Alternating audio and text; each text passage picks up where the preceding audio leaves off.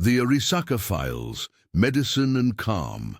The frozen earth of Stalingrad cracked under Wehrmacht boots as Obergefreiter Klaus Richter dragged the captured Japanese sniper toward the makeshift interrogation post. February 1942 had brought an unexpected prize. A lone Imperial Army marksman, somehow separated from his unit during the chaotic winter fighting, carrying nothing but a worn Arisaka Type 99 rifle and a small cloth pouch that smelled faintly of herbs. Snow crunched beneath their feet as they crossed the courtyard of what had once been a school. The building's windows gaped like broken teeth, framing the grey Stalingrad sky. Richter could feel the prisoner's steady breathing despite the sub-zero temperature that made his own lungs burn. The man moved with an unsettling calm, as if capture meant nothing more than a change of scenery. "Strip him and check everything," Sergeant Muller barked, stomping his feet to keep warm. "Then bring me that rifle. I want to see what kind of weapon these people think passes for military equipment."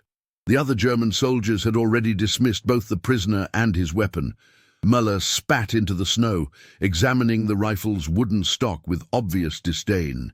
Useless Oriental junk, no scope, no modifications. What kind of sniper uses iron sights? The Japanese soldier, who gave his name only as Tanaka, sat silently in the corner of the bunker they'd converted from a classroom. His dark eyes tracked every movement, while his captors laughed at his primitive equipment. Richter noticed the man's hands, steady, with calluses that spoke of careful maintenance work. These weren't the soft hands of a farmer conscripted into service. "Look at this," Private Weber said, holding up the small cloth pouch. "Smells like my grandmother's medicine cabinet. Think it's opium?" "Who cares what it is," Muller said. "Throw it with the rest of his junk." But Richter found himself studying the prisoner more carefully than the others. During his 3 months on the Eastern Front, he'd learned to read men quickly, who would break under pressure, who might try to escape, who carried useful intelligence. This one was different. Tanaka sat with the posture of someone waiting for tea to be served, not a man facing interrogation in enemy hands.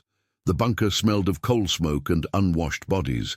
Ration boxes lined one wall, marked with German text that Richter could barely read himself. Outside, artillery rumbled in the distance like thunder that never stopped. The sound had become so constant that silence would now feel unnatural. "He doesn't look afraid," Weber whispered to Richter. "Shouldn't he be afraid?" Richter had been wondering the same thing. In basic training, they'd been told that Asian soldiers were either fanatically suicidal or cowardly, no middle ground. But Tanaka exhibited neither extreme. He simply existed in their space with a kind of patient alertness that made Richter think of a cat watching from a windowsill. As evening approached and temperatures dropped even further, Richter found himself assigned to guard duty. The prisoner hadn't spoken since giving his name, hadn't asked for food or water, hadn't made any of the usual requests that came with capture. He just sat, occasionally glancing at his confiscated possessions piled near the door. The first crack in expectations came that night. Müller had ordered double rations for the guards but insisted the prisoner survive on bread and water. "Let him get used to German efficiency," he'd said. But when Richter brought the meager meal, Tanaka looked up and spoke his first complete sentence in broken German. "Your men, sick tomorrow, bad food." Richter paused, tray in hand. "What did you say?" But Tanaka had returned to his silence, leaving Richter to wonder if he'd imagined the warning altogether. If stories like this make you question what you'd do in someone else's boots, tell us in the comments how you imagine you'd react in this camp, and stay with us for the next chapters. How do you prepare for an enemy who refuses to fit your expectations?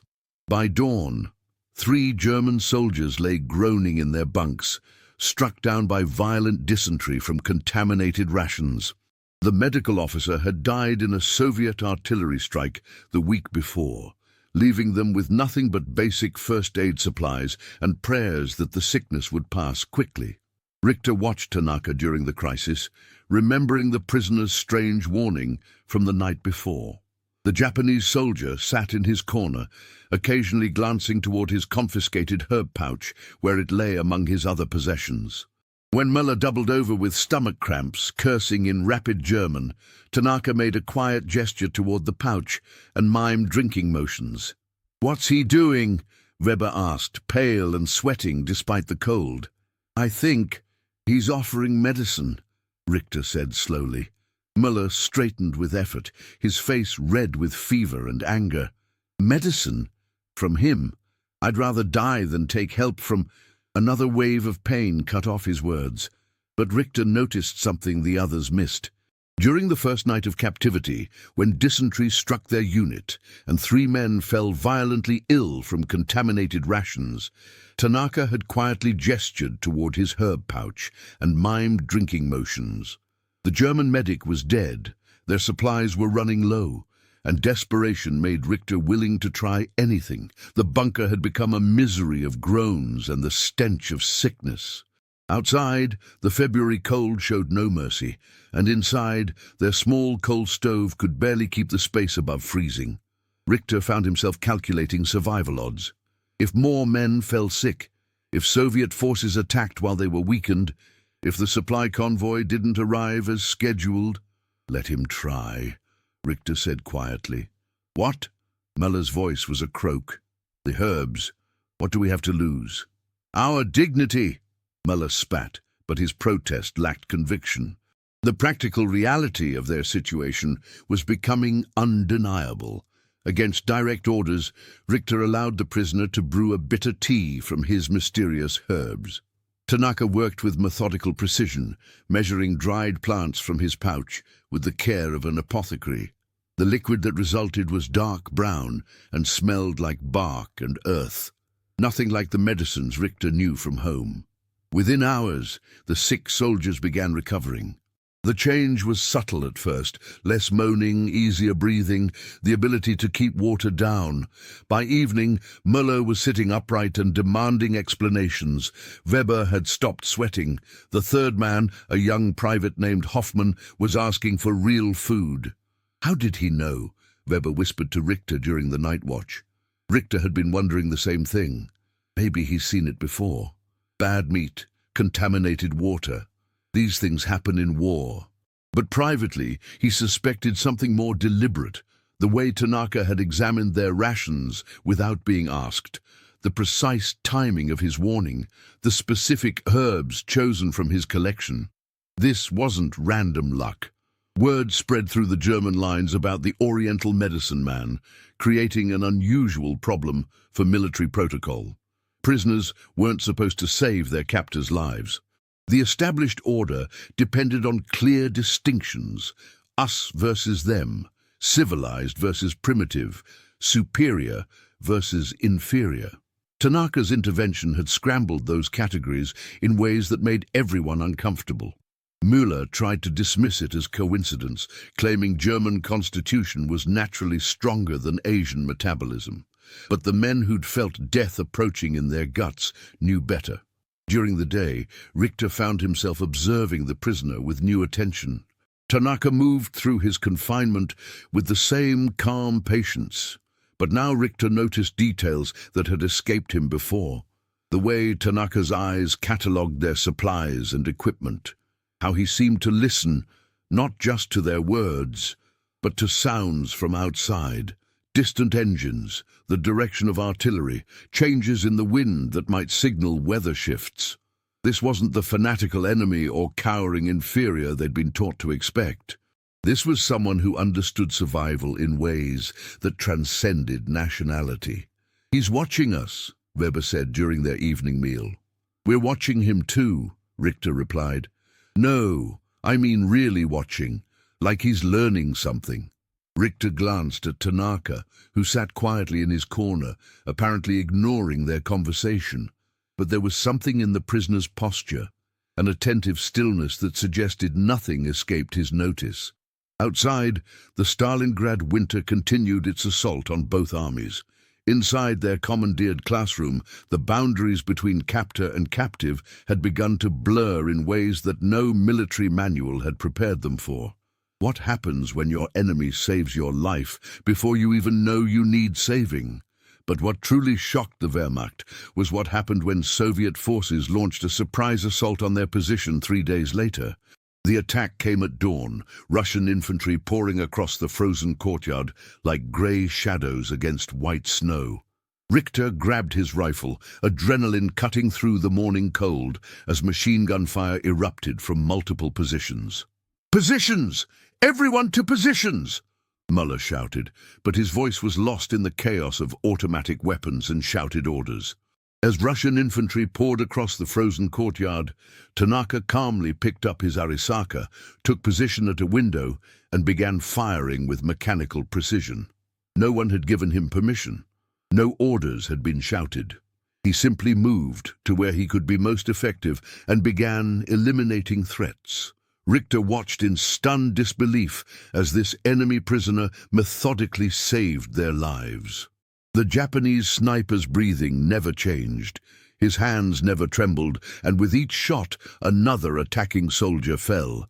His primitive bolt-action rifle spoke with the voice of absolute calm, each round finding its mark while German machine gunners panicked and sprayed bullets wildly into the snow. "What is he doing?" Weber screamed over the gunfire.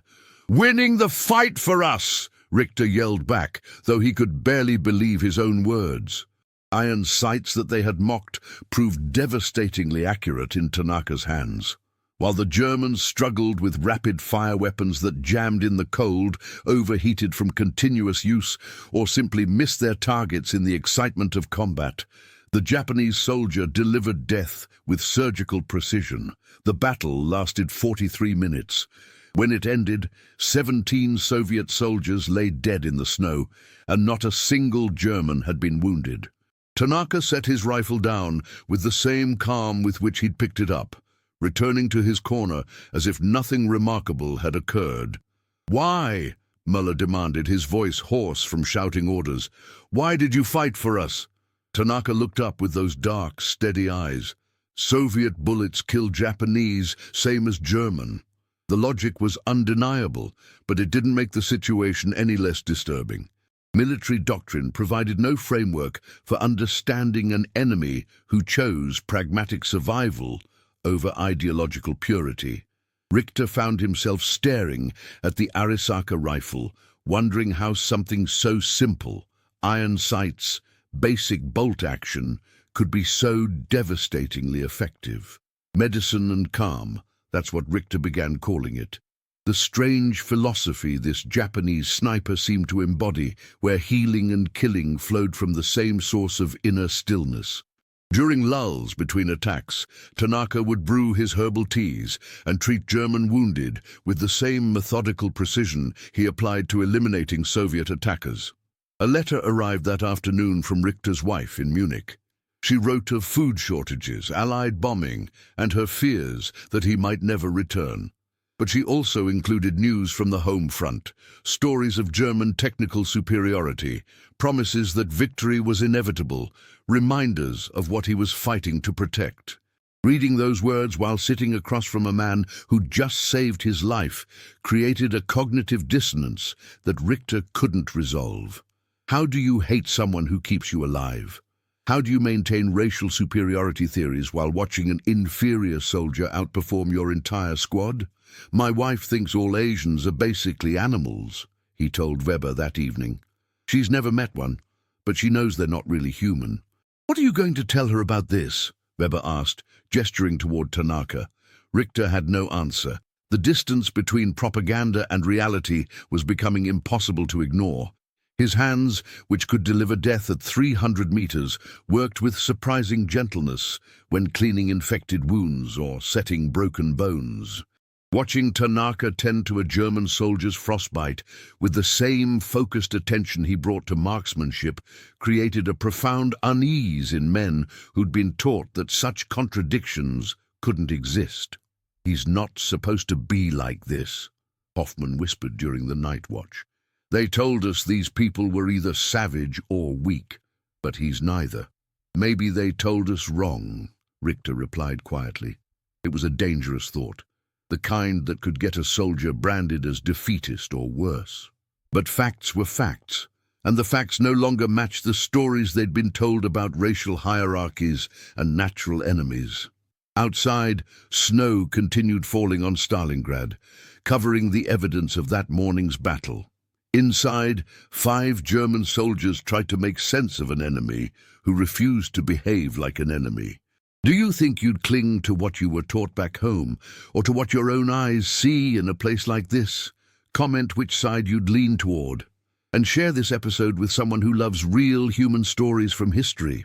How long can you carry 2 conflicting truths without choosing between them? The days that followed established an uneasy routine. Soviet probing attacks came regularly, usually at dawn or dusk when visibility was poor. Each time, Tanaka would quietly take his position at the window and begin his methodical work. The Germans stopped questioning it.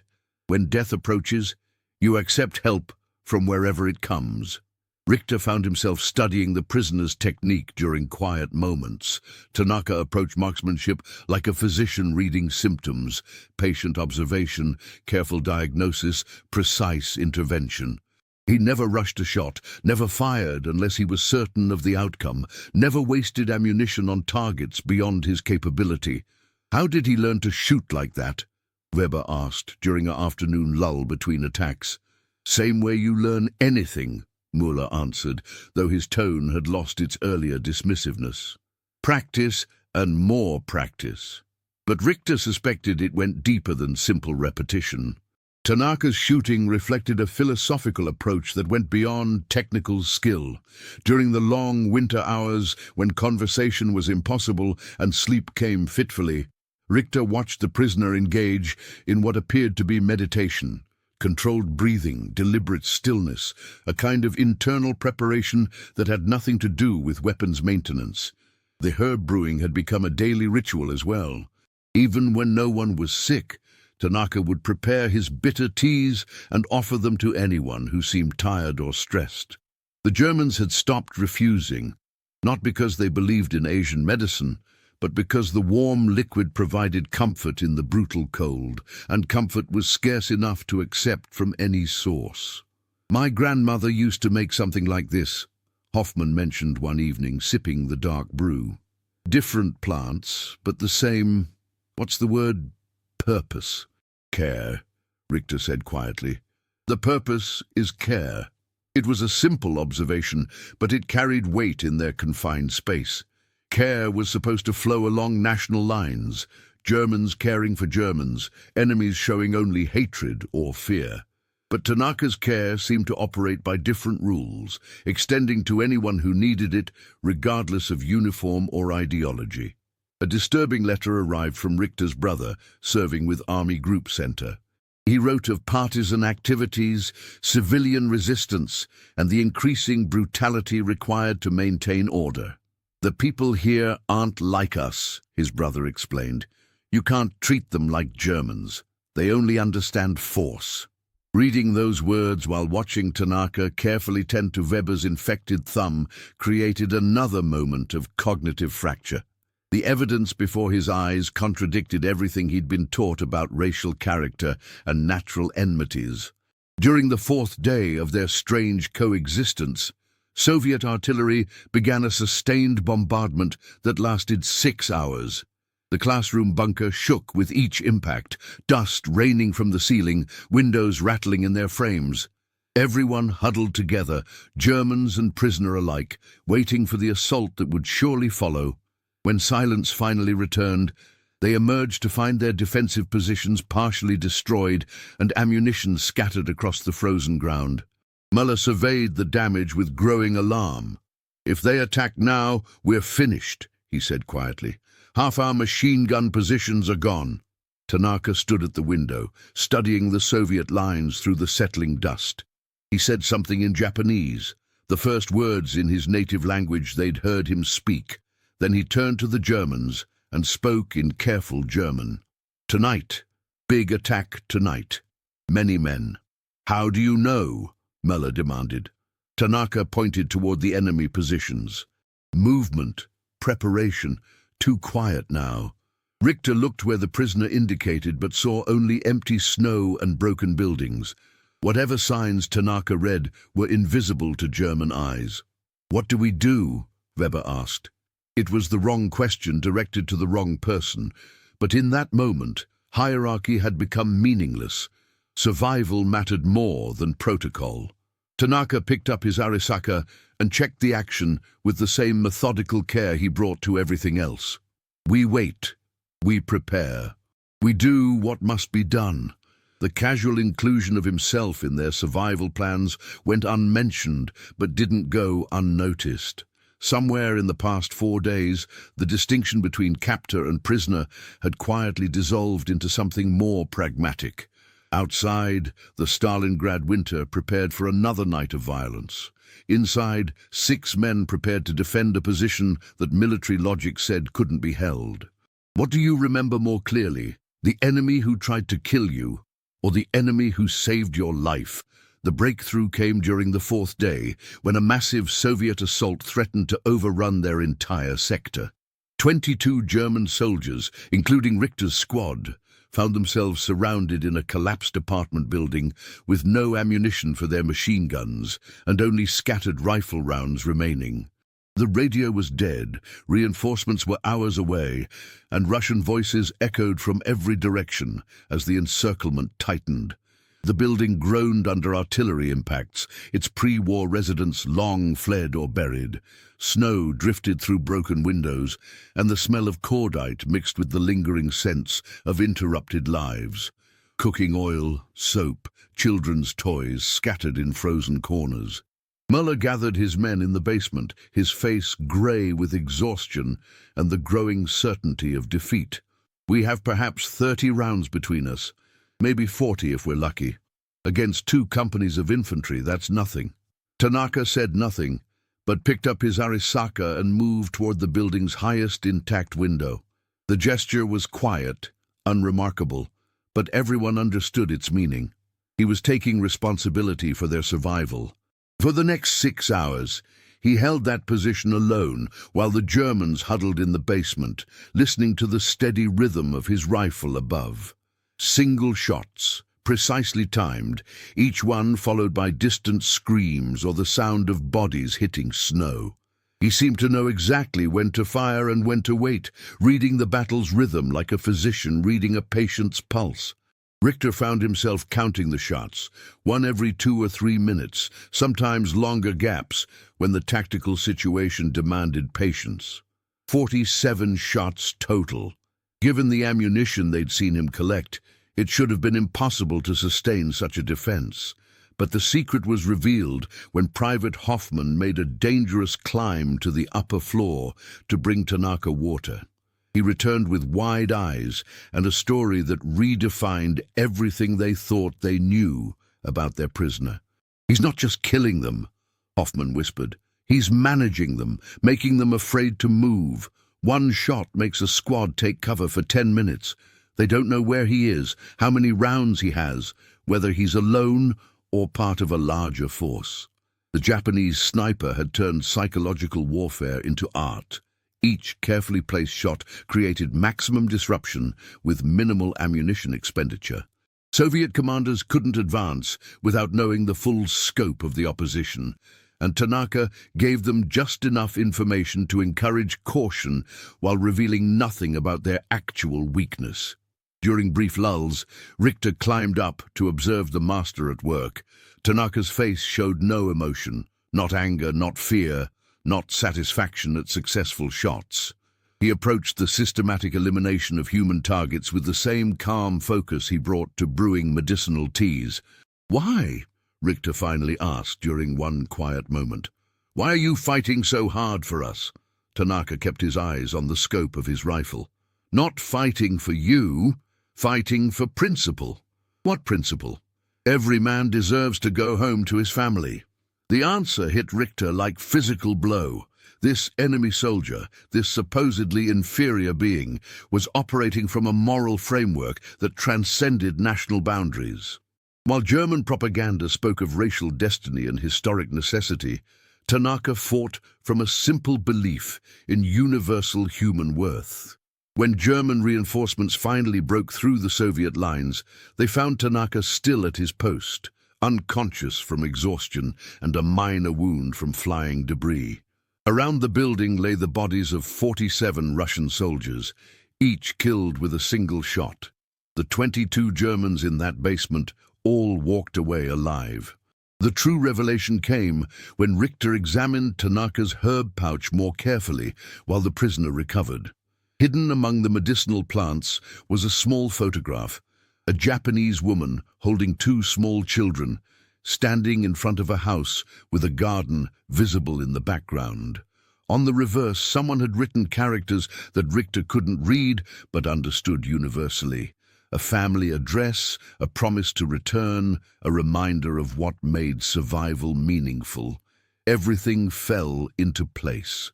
The herbal medicine knowledge spoke of a man who valued life. The precise marksmanship reflected someone who understood the weight of taking it. The willingness to fight for German survival came from a warrior who recognized that everyone, regardless of uniform or ideology, was someone's father, son, or husband trying to get home. This enemy prisoner had been defending not German interests, but human interests, operating from a moral code that made national boundaries irrelevant when weighed against basic humanity. Looking at that photograph of Tanaka's family, Richter realized he was staring at the secret that would haunt him for the rest of his life. The knowledge that the enemy could be more human than his own side's propaganda, more honorable than his own side's orders, more worthy of respect than his own side's racial theories would ever admit. How do you return home and explain that the enemy showed you what your own humanity looked like? The incident created a bureaucratic nightmare for German command. How do you explain that an enemy prisoner saved 24 Wehrmacht lives? How do you process the fact that a racially inferior Asian soldier outperformed an entire squad of supposedly superior German marksmen? Oberst Fischer arrived 3 days after the siege to conduct interviews and file reports. He was a career officer who understood that certain truths were incompatible with military necessity. His solution was elegantly simple. Tanaka would be listed as killed in action during the Soviet assault, and German defensive success would be attributed to tactical superiority and German fighting spirit.